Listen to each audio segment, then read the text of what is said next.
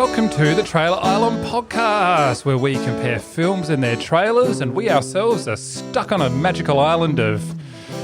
It's magical? Why not? You never told me there was potential magic here. Well, you know, when all you've got to do is talk about trailers to pass the time on this beautiful island of ours, hence the name, Trailer Island, you know, why not be a little bit magical? We can bring the magic. I love this. Oh, wonderful. Yes. I learned a card trick once. Maybe I could show it to you at some point. I felt like, do we have magic? Do we have any cards? Alex, rearranging the cards into order isn't a trick. Oh. We've really, you know, this magic thing has really derailed this opening, hasn't it? Allow it to happen and it will be beautiful. I'm just pointing out that the magic conversation is not very magical. Are you referring to that? Are you referring to the fact that you've been swindling people out of money in back alley card games for the last 20 years? That is possible. Yeah. That is Three-card Monty. very possible. Yeah. Anyway, actually, it's quite funny. I was in a short film where I was actually swindling people out of money playing three-card Monty. It's actually, that's a little bit scary that you brought it up. Deep cut reference, isn't it? Yeah.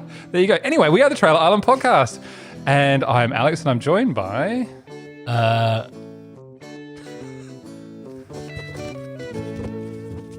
I am signing my name, but it'll come up in the subtitles. It'll be fun.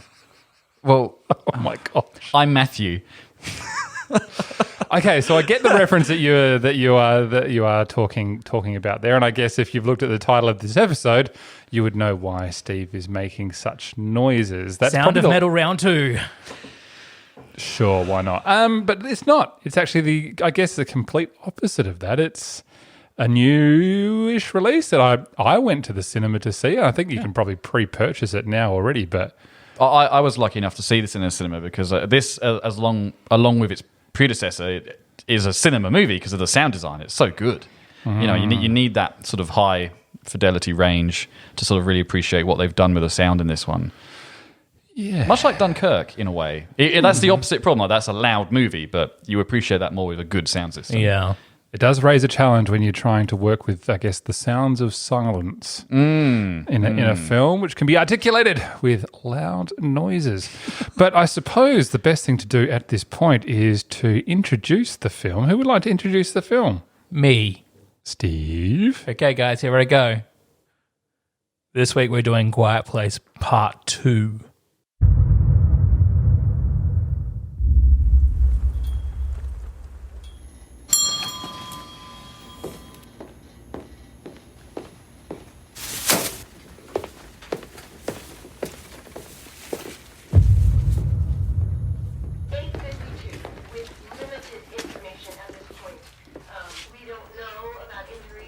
What happened? A bomb, I think.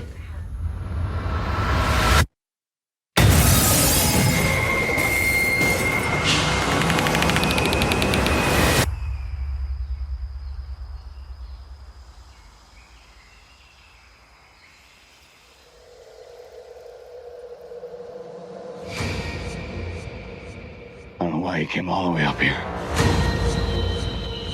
There's nothing left. People out there. People worth saving.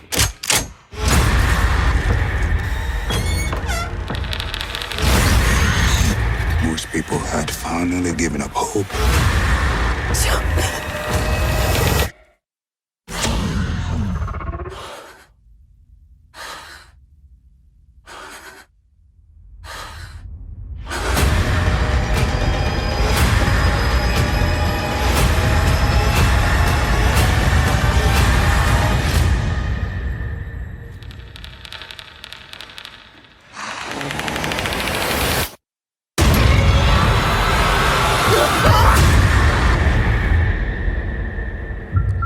So, interesting little tidbit, and coming off that trailer as well, they use little, like, review quotes. They do, yes.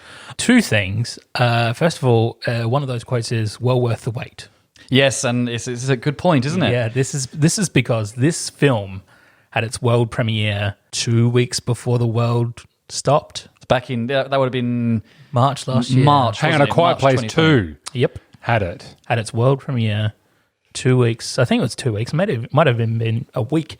But I think it was pretty bang on when stuff happened. Yeah. Yeah, when they started delaying theatre releases was it's really unfortunate for this movie. Like you say, to have a world premiere and then not be able to show that movie to people for a further 12 months is a very strange situation for a movie to be in. Second point is I hate that trailer. Oh, I quite like it. Why do you? Because it shows too much. It shows too much about the first film.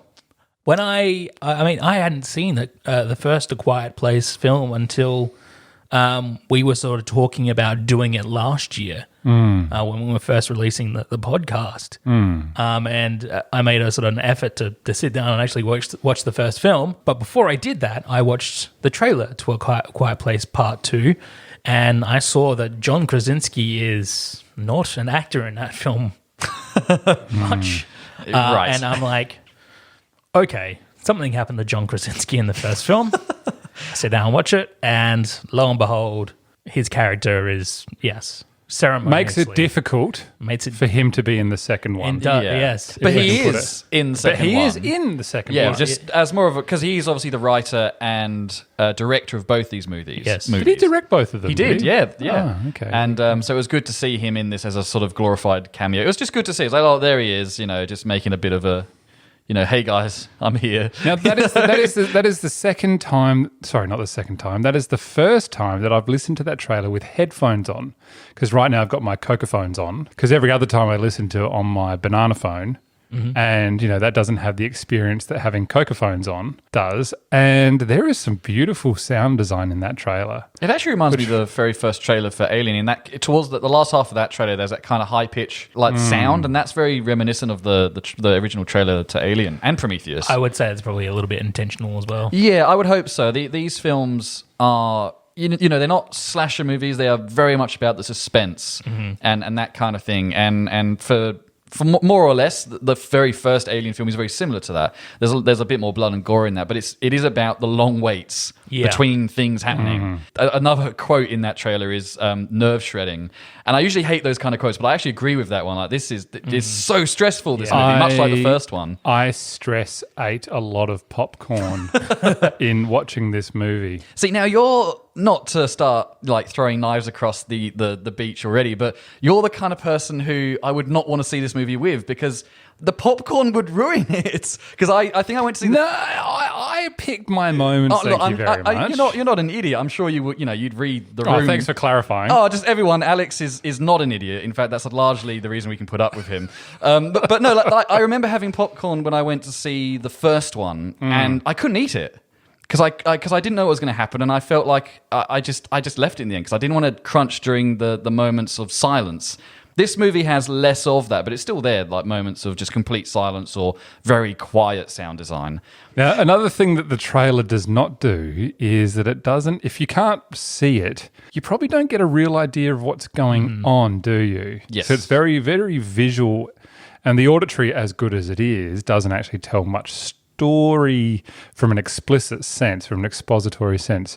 So this is following the first Quiet Place, and it's established that there are these aliens, are they? Well, the first one doesn't really bring it across that they are aliens, but I think the second one very much clarifies that. Yeah, I think they're from outer space is the idea. But where in outer space? Like there's a lot of questions left unanswered in this film. Well, I think there's going to be a third one. I think they're going for a trilogy. It is set it up very much so for a third one. But at the same time, I don't know that we need to know where they've come from. I want to know. I want to know. And anyway, so we've established that in this one, we get an idea of what happens on day one when everything happens and goes down. But then the film transitions to literally the second after the first one took off. Yeah, it does. Which it does very well. Like the continuity's spot on. Like they do a really good job of making that. Like they were shot something like 2 years apart, I think. Yeah. And I know that it's a big business. You've got continuity and set design, but like I was actually impressed at how accurate the whole thing was. It was like, wait, did they shoot this on the day for later when they were going to release a sequel? Like it was very well done, very well put together.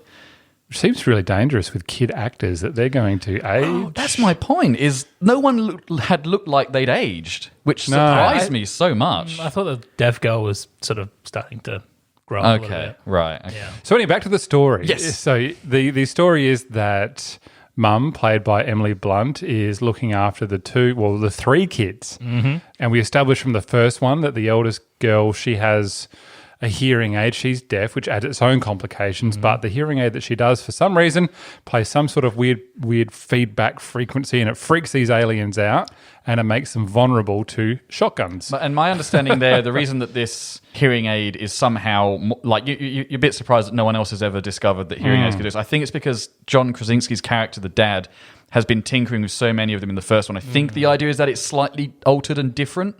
Yeah. By accident, and By therefore accident, it just works. emits this feedback when held up against a speaker. Again, like it is a horror movie, and I think what I like about it is this is a very, very well-made film, but it does kind of lead into horror B-movie tropes in a way, which is kind of like just sometimes things just you kind of sweep it under the rug a bit. I think you just accept that that's the mechanics of the world and enjoy the movie if you take my meaning. I think it does that that's the casualty in telling a really decent horror story with decent characters. I think you need to sort of fudge some plot elements a little bit there so you can make that work a lot better. Without spoiling anything, the boat, if the boat getting to the island, I think was like, well, that is a long shot, you know, but it happens, and that's so it can progress the movie. Otherwise, the movie would come to a complete dead standstill, really, for these characters anyway. Well, they decide to go on a journey. They go past where they've never stood before, which you see in the trailer, and that in itself brings its own challenges. And they have to sort of reach into the world and find a better place to live, and that adds its challenges, doesn't it? It really does, and I also enjoy it. The first one established that they live on like a rural kind of farmland area, and there are multiple farms, and it kind of established that they were keeping contact even just by campfires, like fire signals, with these other camps. But we never really meet anyone else in that first movie. Maybe one or two very brief other people appear. So I did enjoy them. Basically world building, but also establishing that there are good people and bad people as well, and they all have their own challenges, which was really interesting to see. It was an added complication, which is you can't make any sound because these things will come immediately, and then also how do you communicate with someone to find out if they have your best intentions at heart? Like you meet, and all you can do is sort of like sign.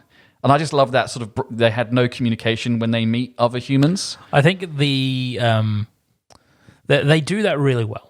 Yeah. I think it gets overdone in some areas, though. The new male lead stepping in for John Krasinski, Cillian Murphy, his character is supposed to be representing that anxiety the main characters have over other humans. And then toward like the middle of the film, we're introduced to yet another group of entirely bad human beings. And I was thinking to myself, I don't think we need that in this movie. I think it's... I think of an easy way out to really explore that theme rather than going back to Cillian Murphy's character again. And I think you're probably right in the terms of them thematically maybe overstating it, but I also think they exist to show why Cillian Murphy's character is so anti-helping anyone. Okay, yeah. That's what I took from that, and then that also then also parallels stuff that happens on later in the movie as well. But there's this idea that he has not had the same experience that what's the family name? I forget. I'm not sure. Keep talking and I'll get back to you. Okay. Krasinskis. The Krasinskis. I was going to call them that. I was like, well, that's not actually the character name, but because obviously Emily Blunt is the Halperts. It is that's a bloody Office reference, Steve. You nearly had me with that. No, their experience in the first movie, again, other than a few bad encounters with I think one person from memory. They're the Abbotts. The Abbott family. The Abbott family's experience with humans is that they're all going to chip in and look out for one another, and Cillian Murphy's character's experience is the complete opposite, and that is that humans are basically, it's like a dog-eat-dog kind of world is what it's become. And so I like that parallel there. That was very interesting for me. Now, how was everyone's anxiety in this? I think that is an absolute tribute to how well edited this film was. There's a portion of this film, I think, probably like a third of this film is a continuous practice in just winding up tension again and again and again and again, and these tense moments do pay off, only to be like sort of like paralleled with more and more tension at a different scene, and then that pays off. But at the same token, there's another scene going on again, and tension's being dialed up again, and that happens for about 30 minutes. And I love that. I thought it was great. It's funny, really. I did find it sort of funny afterwards that usually when there's a movie that's, you know, that stressful and successfully that stressful when it's trying to be, it usually makes it feel longer because, you know, you're in the moment of anxiety and like, oh, what's going to happen? But I also didn't feel the runtime.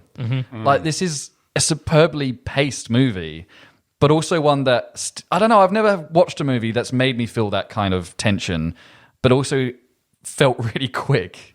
If that makes sense. And that's not a negative thing. I was just surprised by that. I was getting Dunkirk feels. Okay, yeah, sure. What I do like about what it does is, and it did it in the trailer too, is that when you hear, it's built up well in a sense that it knows how to frighten you. Okay, so in the trailer, in the first 10 seconds, when you're not sure, hang on, is this before or after the event? Lee, the dad, walks through a door in this day one, and the bell above the door goes off, and you go, oh my God, no, but okay, no, they're not there yet. Yeah. They don't exist. And the film is really good at making those moments acute. Yeah. And that you go, we know trouble is coming. I would agree that there is a sense, any good sort of like disaster movie should have this feeling before the disaster occurs. And that's that sense of impending doom. And this film, like, you know, you're following Lee who's going back to the park and he sees the stuff on the TV and you just know stuff is coming. Like, it doesn't really teach you much more about our villains, you know, the alien creatures. I don't know that the movie was trying to. I think it's more focused on the world building as to what's happened to the world of humans and what we've been doing to one another to survive. Like, are we helping each other? Are we throwing each other under the bus? You know, that kind of thing. I think this movie's far more concerned with those kind of questions. I think that's probably my main criticism of it, is it doesn't really try to do too much more with the premise. No. Yeah, it's. I mean, that's what A Quiet Place was all about. Was this? Yeah, and I wonder if they've got to play that fine line between maintaining the style of filmmaking that people are there for, but that's possibly at the risk of not giving out enough answers. And if they're going to do a third one and it's just the same enemy, and we know what breaks them, we know what they're vulnerable to, we know their strengths, what is going to be new? And that is, I think, where there's a challenge. Where are these things being sent as a planet cleanser before a main attack? You know, that sort of thing. You really want to get into the lore here, don't you? I do, because it's got me intrigued. It's got me going, I want to know more about what's happening. Which then, if you've seen the film, and I got to the ending, and I had a big smile on my face when it's a nice montage of things that happened at the end, but I just wanted a few more cut scenes or something afterwards just to give me just a bit more information. Well, they are going again for a bit of a cliffhanger ending. Again, they are going to make a third one now. I think they were trying to... Yeah, I don't think they wanted to do the kind of slow resolution. They wanted to go, cool, that's we've resolved most of the issues, and you're going to have to tune in for the next one. But at this pace, it's going to be 10 films long. Well, but that's the thing. And I was just thinking about the comment you made about changing the premise. It's not like they can do, you know, I mentioned Alien earlier, which again, the first one is a slow suspense film. Then James Cameron makes Aliens, which is an action film. And they can't do that with this one because the whole premise is you've got to be quiet.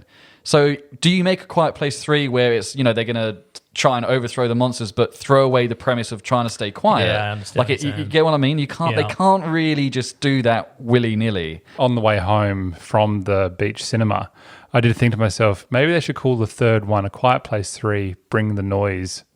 Oh. And it turns in, yeah, that's it. Yeah, boy. It's the word 3 as well, and the E's look like ears. I'm so sorry. They could call it, you know, a quiet world, bring the noise or something, couldn't they? And it's a worldwide adventure, you know. I have to agree with you on that point, Matt. I think both Quiet Place films have done this really wonderful thriller story well. I think they've done both films have done character arcs really, really well as well. But if they did the exact same thing, and it was still like a decent film, I don't think audiences would tune in. I think it would lose appeal. It needs to jazz up what it's got Yeah, there. and like, don't get me wrong, these films have done well and they're popular because they are good movies. But the first one did well because the whole word of mouth was, you've got to see this movie because then no one can make a noise. Yeah. That was the whole thing. That's why it was, initially so interesting to people. And yeah, I think if you throw that out, you're throwing out the DNA of what made that first film special. They've got a real good formula going on, but the challenge is raising the stakes. Yeah. There is technically a solution at this point to defeating them. Yeah. They're getting to the point where they may be able to share that information with people. But, what's it going to be? I think Like, are they going to introduce aliens because they're blind? The aliens are blind. They're super sensitive to sound, and that's what their hunting predator technique is. Are they going to introduce a new level of alien that can see? And if such an alien exists, why wouldn't you send your aliens that can see initially? I mean, Maybe you don't want they're to cheat like the first one, do you? Maybe they're the drone aliens. Like Maybe. they're the basic models, and now they're going to. I don't know. What if? I'm just spitballing here, but what if though? So yes, you're right. So the blind aliens that are really mean and nasty, and apparently tanks or whatever can't destroy them. They're going to wipe out as much of humanity as possible, and then the aliens from the end of Close Encounters, who have always wanted revenge, are going to come back now that they've wiped us out and take over the planet. the Spielbergiverse. Yeah, maybe that's what it is. Yeah. Oh, there you go. I think, I mean... You heard it here first, people. You two do not seem all that keen on that idea. I genuinely think if they're going to do a third film, maybe they need to concentrate on a new group of characters. I do like the place that the character arc for this family ends in this movie, and I hope that's not a spoiler.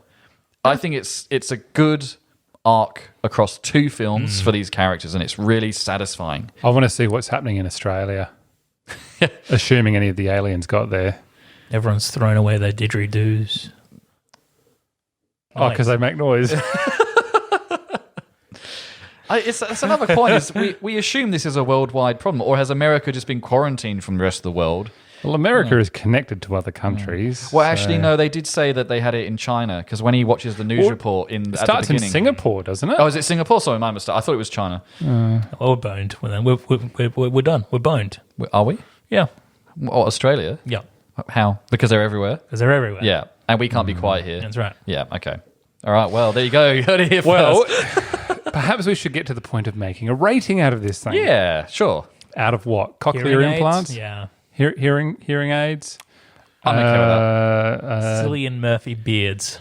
Drifting boats? Or Or what I can only assume were cannibals. animal traps? Oxygen tanks.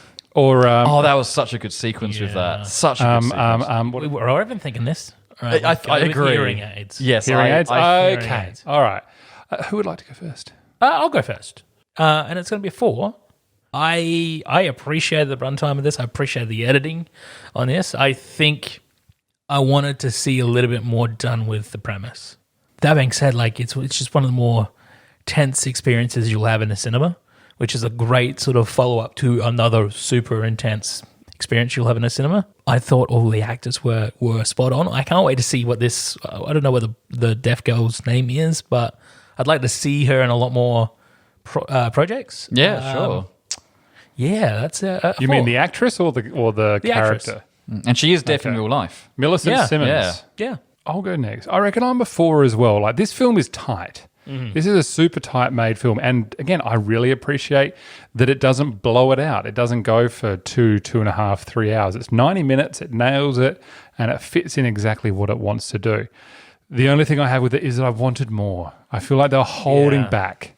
Okay. They're holding back something to string out the range of films. And, if it ran for an extra 20 minutes just to give us, or another 10 minutes just to give us a few answers, I would have really liked that. But it doesn't give that to us. So, but I am, at the same time, I'm going to see the third one. I'm excited to see what happens. I'm not normally a fan of film that does jump scares and stuff. Like, when I went and saw the original Paranormal Activity and those sequels, I watched a lot of that film through my fingers, like with my hands over my face, because I'm a wuss. But in this, I was engaged the whole time, and I wasn't. The film didn't terrify me; it intrigued me, and it made me want to know more about the film. The film gave my mum nightmares because I went and saw it with her and my wife, but it gave her nightmares. So yeah, it's a 4 from me.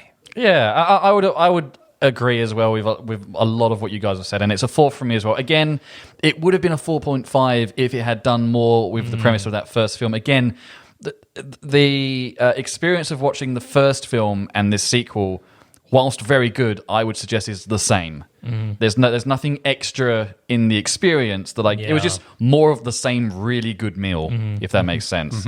And there's nothing wrong with that. Like, I really enjoyed it. It just, it didn't bring anything other than I enjoyed sort of seeing other groups of people and how, the decisions that they clearly made to be good or bad. That was interesting. But yeah, 4 from me. I really, really, I'm like you, Alex. I usually don't like horror films. I'm usually really rubbish in them.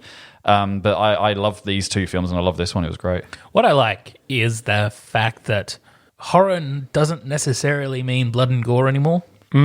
That it can mean, it does lend itself to this really thick thriller vibe. Yeah. And I love that. Good job. A Quiet Place too. With that sequel, you gave it 4, didn't you? 4. Yes. 4. That's 12. Hot damn. My maths is amazing. Hey, we've been the Trailer Island podcast. You can catch us wherever you get your podcast. Apple, Spotify, Deezer, Amazon, Google, all the good places. And be sure to tell your friends. Share the podcast with other people.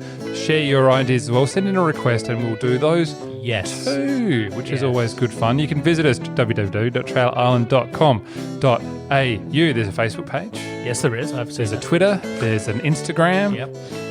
All heaps ways, contact us, good stuff. You can still use Australia Post. Yeah, That's okay. We're available via post, fax as well. Yes. I've been tying feedback forms to bricks and throwing it through people's windows. We haven't had any responses yet. I've been getting you have? Okay. You should probably stop putting your personal address on those, I'm proud of my work. The hut by the 2 palm trees. It's looking good these days. Thank you. It's well furnished. Matt, you've got to work on your rock formations. Rocks take a long time to form, so you just have to bear with me. In this canon, Matt is actually Patrick Starfish. Okay. Sure, why not? Hey, yes, we are the Trailer Island podcast. I've been Alex, and I was joined by Matthew. Stillian Murphy. Oh, that was quite good. That was okay. Oh, nice. That was good. Very good. Good night.